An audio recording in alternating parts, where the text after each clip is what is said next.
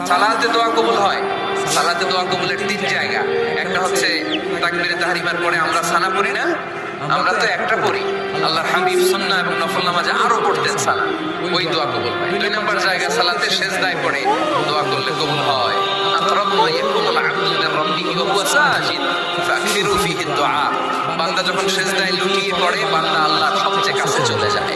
এটা কিন্তু বিশ্বনবী বলে সেজদাটা তোমার রবের কুদরতি পায়ের উপরে পড়েছে। সেজদায় পড়ে দোয়া করে।